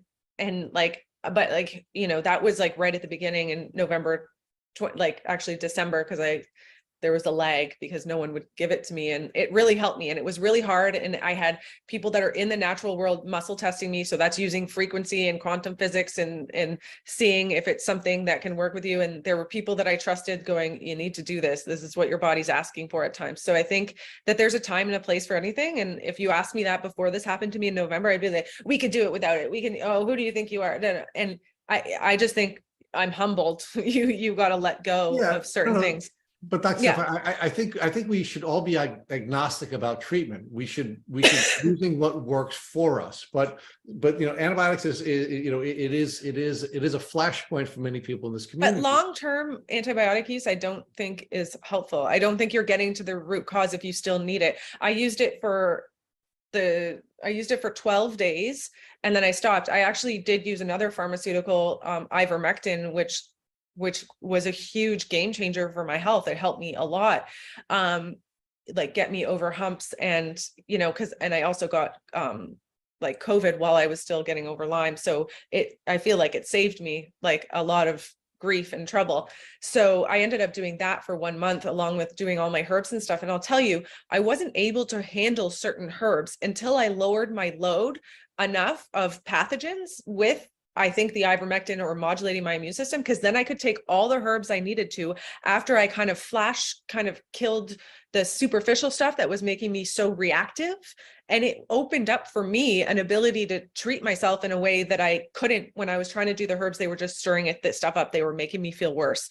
I felt like they triggered my symptoms more. I thought I would never get better. So, well, like it felt like that in the moment, but I always knew I'd get better. But yeah, so that's where I was at that point in time. I mean, try and stay away from those like at all causes, but like costs, but it literally within moments took my heart pain away that I was suffering for almost 3 weeks with. So, it felt like the right thing at that time. So you had anticipated the next question I was going to ask you, because one of the things that we've often talked with, for example, Dr. Rawls about, both Matt and I are on the Restore Kit, and we have been for several years, is balancing herbs with antibiotics. And then, of course, I wanted to talk to you about the probiotic piece. So, because when people are making the decision, again, agnostically, we are not anti-antibiotic. We are not. Matt took IV antibiotics, and it was a necessary part of his journey, right? And we've had many guests on this podcast who have said that they do not believe that they would have overcome their challenges if antibiotics were not a part of the treatment protocol. Yeah. But we understand that there's an upside and a downside to the antibiotic piece. So if it is something that people are going to consider using, and it does have its virtues, in your case and Matt's case, both have had that, are there other pieces of this that you can use to offset what are the negative elements of using that? And part of it is herbal, and you've already touched on that. I'm not surprised you were smart enough to anticipate my question, but I also want you to talk to us about probiotics and any other interventions you can use to offset any of the negative elements on the gut when using antibiotics. Yeah, so we always use like a spore-based probiotic, and maybe with a little bit of Saccharomyces and probiotic strains that have the GP MAF. That's how we're supporting. Anytime you take one, within a few hours, we're trying to re-inoculate. We're eating resistant starches, the ones that you can handle, like different soluble fibers, we're using gut immune things to help for leaky gut. So like serum immunoglobulins, sometimes colostrum if people can handle it. Like there's a lot of ways to protect your gut when it's necessary in the short term to go on an antibiotic. And then, again, the humming, gargling, all the frequency stuff, like it really does help the good microbiome. Red light on the gut, just anything to. I wanted to take you one more topic area, and I promise, Matt, I'll let you. I know you have a billion questions to ask Dr. Steph. We did a podcast on wearables recently, and we really thought that might be a game changer. And at the time that we did the podcast on the wearables, because there's a Stanford University professor who was able to self-diagnose himself with Lyme disease based on having all of this wearable data that he had, and then seeing the difference in the data, which led him to a Lyme diagnosis. And at the time, I was wearing an Oura ring, and it was a Christmas gift, and I was using it for quite some time. And what I was finding, quite frankly, when I was wearing the Oura ring, and I didn't really understand it until you just talked about the impact that wearing the Apple Watch was having on you, was that I was much more inflamed, and it was interfering with my sleep. And I thought initially it was was just having an emotional impact on me. And like I'd get up to go to the bathroom, because old people go to the bathroom at night, and then I'd be like freaking out because my sleep score was gonna be bad. And and I really thought it was emotional. I stopped wearing it, and my sleep improved radically. My inflammation was reduced. And I really believe that, and I may be like you, that I'm sensitive, my electron may be sensitive to having these wearables. So can you talk to us a little bit more about the impact that wearables may be having on us, and maybe wearables are wonderful, to provide us with data streams that can give us baselines, but maybe when we're sick, wearables may not be a good thing because it could have an impact on our electron, and it may quite frankly, be immunosuppressive. Yeah. I don't love any wearables. Again, short term to get some information, I'm definitely okay with, but it's a novel frequency. It's a frequency going through your body that is not human, right? Like, and it's right on your body. And some people don't feel it because they're less sensitive to it. So I get people to really start to be body aware. So I start to explain to them how it feels when a certain organ is affected. And for instance, even peeing in the middle of the night, it could be detoxing through your kidneys, right? And people will get that more when they have electromagnetic kind of frequencies going through them. So I think to collect some information is okay. But I think if you really think about it, when you're sick and you have that toxic load and you're already kind of like an antenna and you're already like got this toxic soup and there's metals, sometimes there's iron overload, sometimes there's mercury or lead, there's always a heavy metal component, I think, because biofilms are made from metal. So even when you're breaking them down, those things that are holding them together are different metals. So you're literally like, you're attracting even more of these kind of frequencies when you have those toxic overloads and when you're working through things. Like, again, I used like dark field and live blood cell microscopy a lot. So I went in and I had an injection in an interference field with the Procaine and I felt terrible, brought all my symptoms back. I didn't take enough binders, but I just happened to have like the dark field appointment the next day. So we look at my bloodstream and it is full. He's looking at me going, how are you sitting up with this many metals right now floating around in your body? And I peed every 5 seconds. Like, you'd think I didn't just pee, my bladder was completely full again. And that's your body trying to filter out these metals. And then he showed me the biofilms, and here are these huge biofilms that are backing up in but you see the rest of the metals. He's like, stop breaking down anything else. If you have any more metal in your bloodstream, you're going to like cause yourself even more issues. So I took a metal binder for like a few days, knowing it was that, and boom, my symptoms went straight down again, went back. The metals were out of my bloodstream, was able to go back to breaking down biofilms, so metals is huge when you're sick. There's a metal component because all the bugs are hiding in biofilms. And when you're sick, they're coming out of their biofilms, like they are, so you're having to deal with a lot of metal. You're literally a transponder for more electricity. So just keep as much off your body as you can is my advice. But what brings the metals into, so for you, what do you think the trigger was to bring all these metals into your blood, right? I mean, that's kind of wild that you were flooded with these metals. Is it just the environment? Is it just the world we live in? Yeah, I mean, I don't know, like we're talking about controversial things. So chemtrails, there's tons of aluminum coming down on us. Like we were all injected with aluminum as children, like in vaccines. There's aluminum in Pepto-Bismol, which a lot of people took when they were like, we cook on aluminum. That's screwing up people's frequencies. That's present in everyone that has Lyme disease. There's like some sort of aluminum overload. So like metals are huge. Like, I don't think that any of these things exist like on their own. We're exposed to mercury. It's in our food, it's in our thing. But when the chemtrails come back down to the earth, there's like tons of different metals in them. So we're breathing it in, like we're, swimming on the water. It's laying on the top of the water. We're inundated. We're like, heavy metals are part of what makes up like the scaffolding of a biofilm. So like we all have them, it's just different rates. But when you're sick, there is a heavy metal component as far as I'm concerned. All right, but talk to us about the binders for metals, because now that we know metals are very common in people with chronic Lyme disease, what are some binders people can use to help get rid of all the metals that are in their blood and allow their bodies to heal and start the process of getting rid of this toxicity in their body? Yeah. Some people, like I use all oral binders. Like I don't have the capacity to do IVs or anything like that. So like what I'm suggesting is usually oral binders, which works because like I said, your gut is like a huge place where even like binders like humic and humic acid, not fulvic, humic, it's like, doesn't cross into the bloodstream, but it stays there in the gut and it can absorb stuff from the bloodstream that's in contact with the sides of the gut lining. But there's different clays that bind up metals, and you can get more specific with what aspects of clays are. Like there's a MANC, which is an aspect of cryptopinite, which is from zeolite, but the MANC is very specific to metals and histamine, right? So histamine, so you just start to learn more about that.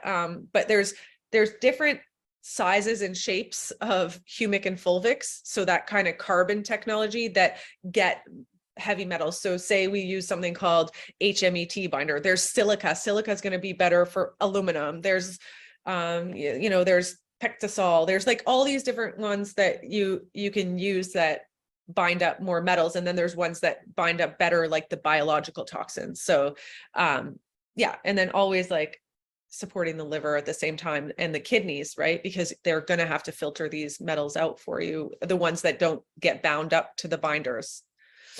So you also brought up biofilms and you brought up metals. You said metals are the scaffolding, or metals are really the base that create these biofilms. We recently had Dr. McDonald on, Dr. Alan McDonald, and he talked about biofilms. And then we had Dr. Shoppy on, who really discovered biofilm in Lyme patients. And they believe biofilms are one of the most evil parts of Lyme disease because they allow Lyme to hide. They exchange genetic material with other pathogens. They then can come out, as you noted, Dr. Steph, when you're sick, they come out of the biofilm and make you even sicker. They hide from your immune system. They have these little, she described them as like fingers that can come out and communicate and almost text message each other from biofilm to biofilm. Are you of the same thought that these biofilms are a really major problem in overcoming chronic illness, chronic Lyme disease, and tick-borne illnesses because they protect these pathogens from our immune system and the drugs that we use or the herbs that we use to treat tick-borne illnesses? Yeah, I think that they're a big way that they evade the immune system, sit there and continue to create inflammation, kind of hijack the whole situation. And then it's a big missed part. And then they get worse based on certain antibiotics, right? Because the bugs are smart and then they're like, oh no. And then they, get in a little community and form protective layer on themselves. So I think it's a missed part because I know you need to break them down to then, your immune system, it's easy for your immune system to kill a bug. Like it knows how to do that. Right. So, but it's just like how many get released. So you have to be like low and slow with the breaking down of biofilms, like, where for me, too much got released at one time. So that's just something that I feel like people have to be ready for. Like, I feel like they biofilm bust too early. Sometimes you have to get the more free floating stuff and then slowly chip away at those kind of deeper things. So go after the bloodborne pathogens first and then start to go after the biofilm and the deeper stuff you're saying. Yeah, like go after the superficial, like more accessible kind of bugs, right? Take a load off the body for that and then start to break down the biofilm and it can kind of keep up with those extra pathogens. What's a good approach if people feel they're ready to start going after biofilm? What's a good tool you use, herbally or pharmaceutical, that can help address these biofilms? Because if we don't get to these biofilms, we know when we're susceptible or weak, they're just all these bugs are going to come out again and make us really sick, right? So how do we address that? Yeah.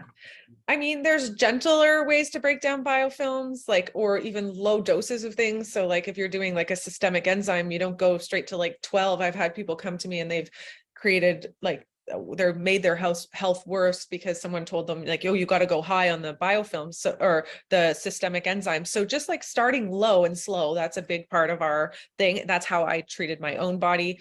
Gentler things like NAC, there's like some essential oils that essential oil blends that like I think it's Supreme Nutrition has. So like, and again, we try to like muscle test so we're not guessing. I know it's not like a perfect science, but it's something, right? We already have like the information from the testing, and then it's kind of like, if we can get like just some inkling of what's going to work for them. So that's kind of a big part of choosing which kind of biofilm buster and what dose and all of that. I want to bounce over to the gut again, because one of the things we've heard from a lot of doctors and even some researchers has been this emerging, I won't call it emerging, but it's becoming more and more popular, the concept of a fecal implant for people with Lyme disease or people that have microbiome disturbances or imbalances. And we had one person on this podcast who said he had a fecal implant and it was life-changing for him. We had people that come on and say, hey, look, if your gut microbiome is totally out of whack, you can get somebody like a sibling and do a fecal implant and it can have powerful effects on your healing. I mean, what are your thoughts on that? It sounds so gross, but I mean, people are, we get desperate and there are things we want to try. I mean, do you think it's safe? Do you think it's something people should be weary of? You've heard the few horror stories about it, but I think overreaching, it's safe when they do the proper testing for the host, right? And, but it's, it can make huge changes very fast. Like, I mean, I had someone with like advanced colitis that had that done. Like not much was like moving the needle for her. And it was like a game changer. She was like a new person, like solid bowel movements, like for the first time in like 14 years, like, like less anxiety. Like she felt like a new person, we don't understand yet, like the microbiome, like even close to what there is tons of potential there. But I've heard of people that got them that weren't so good, and it like completely changed their personality, like for the negative. But I know those are more rare. And I think they're like, I think I've tried to get people to get them here, but it's like impossible. There's like just one study going on in Canada. Like, so they have to go to the States, and then this guy won't do it unless you've had like a diagnosis of Clostridium, because that's like what they're using it for. So I think it's promising. I know that they're encapsulating it now, and you take it orally, and it's in like a coated, enteric coated, so that it doesn't break open until lower in the bowel, so that it doesn't infect you. But like obviously, I don't know too much about those ones. The rest that I know, people are doing them rectally, but it's wild. Like I had an autistic patient that got one and spoke like the day after. Like wild. It's there's a lot that we can harness in there that we should be spending our time like researching, as opposed to like, I don't know, a Parkinson's drug that meanwhile, Parkinson's and Alzheimer's is not going to be fixed by a drug, because it's like a multi-system disorder, Lyme, blah, blah, blah. Right. So you're like, just stop spending all the money there, like focus on where there's actual potential. And that's the gut for sure. So a lot of people listening to this podcast do struggle with their hormones, right? It's a very common thing with Lyme disease, hormones, nervous system regulation. So what do you do with your clients and patients when you really have somebody who's extremely anxious, extremely depressed, or just feels that their hormones are out of balance ever since getting Lyme disease? What are some tips and tricks you can recommend to our listeners? So, I mean, we do lots of things like to see like where the hormones are kind of off, and if you need to help them detox estrogen, or, just like vitamin E or whatever it is, like we are looking at like the bowel, and are they recirculating all of these hormones? Is that part of the issue? And so we work a lot on the gut to help the hormones. We work a lot on it's detox, get the crap out, like a castor oil pack, getting the lymph moving. I know this doesn't sound like what you want to hear. I mean, as far as like neurotransmitters, I use GABA a ton to calm people down. I use vagal nerve stim. I use, and then I work with a practitioner who does like LDA stuff for hormones. So some people are reacting to their own progesterone, their own estrogen, or, but I don't do any like hormone replacement or anything like that. I feel like when you lower the toxic load, the hormones start to balance out. And then, I mean, we use like desiccated organs at times, like just to help people, like if it's thyroid that's off. But like, are you talking about sex hormones or just hormones in general? In general, I mean, we had Dr. Moore on, and Jabin Moore, and he was saying how the first symptom was he had no sex drive, right? And so I think that's really powerful for some men that are having that potential symptom, and others who just have hormones that they feel like they're crying all the time, or they're anxious, or they're fearful. But the sexual side of it as well. I mean, people listen to this podcast generally experience a lot of those things that are common with Lyme, both the sexual hormones and just the emotional hormones. Yeah. I mean, decreasing histamine helped my hormones, and I've used that a lot because of the whole estrogen histamine connection. But yeah, like when you feel sick and you're toxic, you don't feel like having sex, because sex is procreating, and your body doesn't care to procreate when it's just trying to stay alive. So, as you heal, your sex drive comes back, and that's happening for a reason. You don't want to get your sex drive back first. And like, that's not what it's meant. It's, you need to heal first. So I'm not like, I know some people use replacement, or they do pregnenolone, and they do, I don't mess with that, because I feel like that there's a reason. I help people with their anxiety, and, I help them get the bad stuff out. And then that's when I think that the hormones regulate, unless there's like something where their thyroid's been removed in the past, or, there's like a real reason for replacement. But like, I had no sex drive whatsoever, but as I start to get healthier, does that change? Yes. So it's a protective mechanism. So that's my kind of view on it. So what are your thoughts on the lymphatic system? Because something else we've heard a lot of people talk about with, you have your lymphatic system, and then you have your glymphatic system in your brain that will essentially detox pathogens in your brain. And we know it's hard to get through the blood-brain barrier for many people. So if you have Lyme in the brain, if you have, parasites in the brain, that could be causing a lot of neural symptoms as well. Do you think that addressing the gut indirectly impacts your brain health and can eliminate pathogens in your brain? Or do you think it's something else that you have to look at separately to address, maybe something like brain inflammation or, nematodes in the brain and Lyme in the brain and things like that? I mean, I think that influencing the rest of the body and influencing the immune system, and we know again how much our gut is influencing the brain based on the vagus nerve alone, that I think that the power is there for you fix your whole body. We're never just targeting one area. And when your immune system regulates your gut, anything that makes your brain leaky, it's the same chemical that makes your gut leaky, right? So the way that you start to heal the gut, you can heal the blood-brain barrier. And, we use like anti-inflammatories that we know cross the blood-brain barrier, like anything to take the load off the brain. But I had it across my brain. Did I not? I had MS. I had plaques, right? I had neurological symptoms. I had neurological Lyme. And I got better without anything specific for my brain, right? And getting the lymph moving so it's not backed up. Like if you think about your lymph drains, mostly here through your collarbones, that's where your thoracic duct on the left-hand side, or the lymphatic ducts are both emptying. So anything that backs up onto your vagus nerve, and then anything that backs up, that's not going to allow lymphatic drainage, right? So you get the rest of the lymph moving, and then your brain's going to be able to drain. I've never heard it explained that way before. That's really interesting. I mean, that's, not a lot of people know about the lymphatic systems. I think it really is a downstream effect. If you can heal the rest of your body, get your lymphatic system going and heal your gut, indirectly, you're going to be able to address any pathogen in your brain, inflammation in your brain, and overcome some of those hurdles as well. Yeah, your body, that's where I think the immune modulation part comes in. Like once you can start to clear out toxins, and a lot of your toxins do build up, they go right here. What's right here? Your vagus nerve, stress, all of that. That's why lymphatics is such a big part, and Lyme is a known lymphatics clogger. So, it's a huge part. And then your lymphatics are a byproduct of all of that. So you just got to get it all flowing. That's what I talk about for fluid mechanics in the whole body. The fourth phase of water. When you're healthy, it's like a gel. Like if you look at the water under a microscope, like it's different. It's a different complete form. And that's the way that it moves through your body.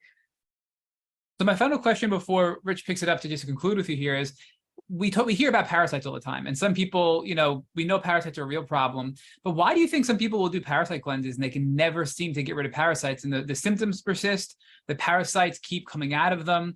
What do you think could be going on there in their bodies that makes their bodies a hospitable place for these parasites, and they just it's just this vicious cycle of pain and misery trying to get rid of them? So your parasites are there because there's a toxic load that feeds them. They hold like 100 times their weight in pathogens and toxins. And just like when Candida shows up and it's overgrown, like there's usually something there fueling them, right? So, we talked about heavy metals. We talked about like there's mold is changing the whole gut microbiome. So it's like you're not getting the other things. That's why it's like when you kill a parasite, it's giving off metals and it's giving off all the other biological toxins. And then if you don't sop them up or get them out, then it's just like a slippery slope. Like it just repeats itself, right? The pathogens can grow back when you're not actively killing, because the environment is feeding them. They're there for a reason. It's toxic load. So again, it's not just the parasites. There's always a metal component. I don't want to overgeneralize, but I used to think that I listened and I love Klinghardt, but I'm like, everyone doesn't have Lyme. Like, he's like, everyone who has chronic symptoms has Lyme, bottom line. And I was like, no, and then, so I'm not trying to overgeneralize, but there is a toxic load. There's radiation. We know radiation makes more mold. So you've got to get rid of these things. That's why binders are my best friend, and a big part of what gets my patients through their kind of Lyme journey, and for myself as well. So, Dr. Canestraro, I'm really sorry you went on this terrible journey. I mean, it really, really sucks that you had to go through everything that you went through. But there's been some good that's come out of this, right? I mean, you've learned a lot about you, and you've learned about your gifts, and you've learned a lot about how you can treat Lyme patients in a way that you never would have if you didn't go on this journey yourself. So talk to us about that part of your journey. And then I want to talk to you about how folks can get in touch with you, and what are the different ways that you can work with them. But let's say with the first piece first, which is what has been the blessing that's come out of this for you personally, and what has been the blessing that's come out of this for your patients? Oh, I found like another mentor for me that has taught me a lot. Just like the mentor I had for when I was doing manual practice, and he was the one helping me with neural therapy. Unfortunately, I can't name him on here because neural therapy is a gray area everywhere, but that was a blessing. And then everything I've learned from my own body, from what he's taught me, from what other practitioners have taught me, from my understanding of energy and energy fields, and just like I always say, ignorance is not bliss. Like I want to know like the reason why. I want to know, like, I want it to make sense, like make it make sense. I feel like I went through the whole Western medical system when I was younger, and I even had to go to emergency like 5 or 6 times. And the amount that they don't understand the body, and I don't want to be like overreaching in general, but every single practitioner that I saw does not understand the body at all. It is frightening. They told me I was perfectly healthy. I was livid. I'm like, it's 4 a.m. I'm in the hospital. My heart rate is 150 at rest. My blood pressure is 200 over 100. And I feel like I'm going to blow a gasket. And literally, because it was coming in waves, they told me it was a panic attack. It was, anyways, so it's just even more empowering. Ignorance is not bliss. You got to learn and understand. And that's the empowering part.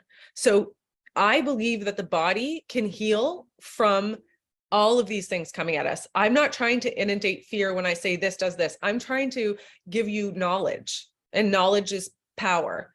And in empowering yourself, you can heal yourself. So that's what I've had to relearn, because I was scared again, right? And I see now, there's always an answer. There's always an answer for, especially for the Lyme world and what we've gone through. And it's just, you have to find what your answer is. And so we just always give people so many options, and we're just always educating them and explaining to them, what does this thing do to your body when you take it? Why is it so important? So they can understand, what could this one do? What do I have to look out for?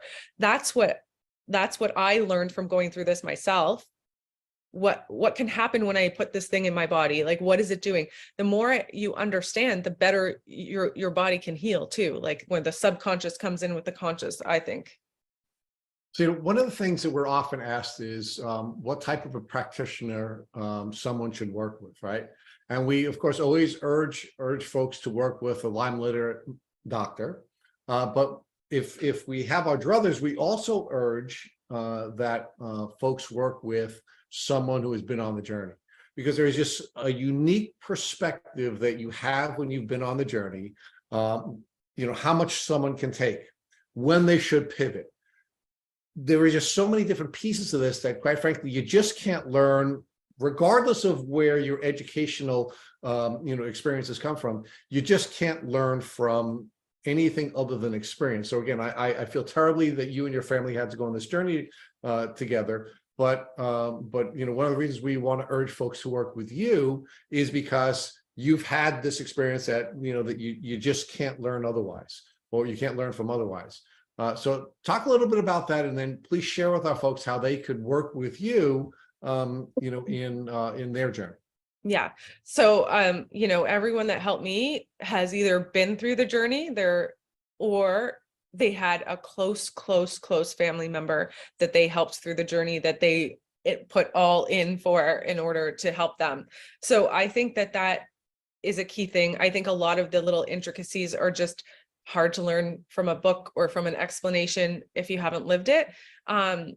Now I think that there's those super experienced people that just like are smart and I like think that they're amazing, that they can come up with what they come up with based on other people's experiences. And I think they're deeply caring. So I think like you need to know when to give up on a practitioner. That's the most important thing. Or like, they should never shut down other ideas that you have. They should never say, oh, that doesn't work, if there's something that worked for you.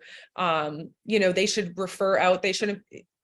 I think refer out. I mean, I think you need a few hands in the bucket to be doing. I don't think everyone's doing everything that helps for Lyme. So they should have like a referral center, or like a community where, someone has to look at your mouth, and someone has to, like, if you're not, especially if you're not getting better, or if it's like really chronic or whatever, so I think that tells a lot. So, and I think you just have to know when to like pivot, or if it feels right, trust your intuition. But you need to make gains. If you're not starting to feel better, then something's wrong, right? That's my biggest thing. But you also, Dr. Steph, you have to have a practitioner, right? I mean, one of the things that, Matt and I are often, confronted with is, we hear this concept, you have to become your own doctor. And we strongly disagree with that. You certainly want to respond with ability. You certainly want to be inquisitive, and you want to learn as much about your body as you can. And you have to, you want to learn how to use your onboard diagnostic system. And you certainly want to present that to your practitioners, but you have to be in a relationship with practitioners in order to be able to get through this. And that's one of the reasons why we like to have, a diversity of practitioners on our podcast, so that folks can learn in depth about you and see if, what you're saying resonates with them, so they can find a practitioner. But, I mean, give me feedback on that. I mean, yeah, I think you would probably agree with us that you have to have a practitioner. Well, I'm a practitioner, and I had a main practitioner. I had multiple people helping me. Like, I think I don't even, and I'm a practitioner. And like, so say I'm seeing someone, and before, when I'm a chiropractor and I heard that they saw another great chiropractor, like, I feel like I do an even better job then. It's human nature. So like, I think that the key is having like a couple good practitioners, to be honest, and like, even better if they will communicate with each other. But I think that like, I got tons of help from this person in one way, this person in one way. Like, so I'm not saying jump around practitioners. I'm saying find people you trust that maybe have like a different approach, and then combine, because I think it's a combined approach. It's just so not straightforward. And, any practitioner that's being honest with you is going to tell like, what worked for one person is not going to work. None of us fit in this like one box where everything works for you. So I just think being open, knowing when to pivot. Your practitioner should know when to pivot. Your practitioner should have a bunch of practitioners that they are bouncing ideas off of. I think that's what makes a good practitioner. So give us the last piece. You've been really kind to be with us, even though you were sick. You came on the podcast and you fought through this, and you got grilled by me and Matt, who are Lyme geeks beyond description. And you've just been absolutely brilliant. So how can folks work with you? What are the different ways that you make yourself available to folks in Canada, folks in the States? And we have an international audience, so folks who would like to work with you in Europe and in Asia, who also are listening to this podcast. Yeah, so we have a virtual practice, and so we send a lot of test kits to people. We can guide them from where we are. We've created a directory of people in different cities, because I've worked with a lot of NHL players. So there's all the NHL cities. I got to know a lot of practitioners there. Like, we're kind of, so we can help out like people in the UK.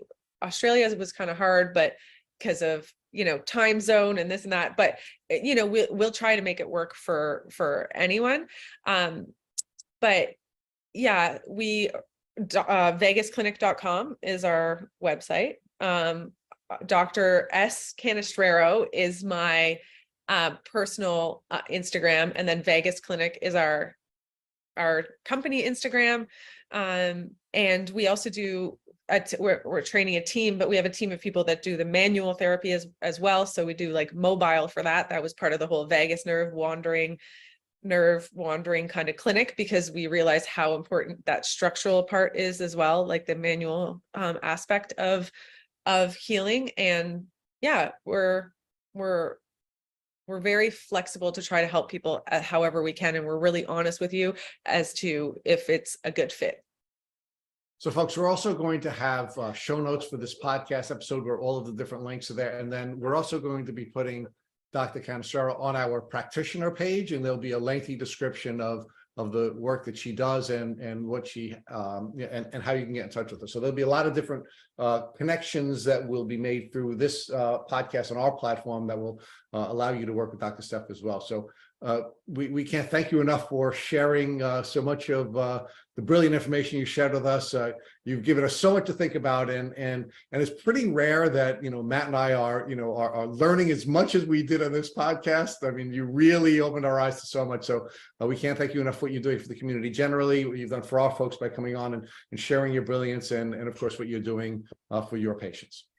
You too, guys, all the stuff that you're doing, sharing and shedding light to this, because as you said, people feel so isolated as they're going through all of this. So kudos to you guys as well. Thank you so much. Thank you for listening to our Tick Bootcamp interview with our guest, Dr. Stephanie Canestraro. To our listeners, we have a call to action. First, if you'd like to learn more about Dr. Stephanie, visit her Instagram at dr.s.canestraro. Again, that's dr.s.canestraro. You can also visit our website at vegusclinic.com. That's VAGUSCLINIC.com. Second, if you've enjoyed this episode of our Tick Bootcamp podcast, please share it with your friends on social media.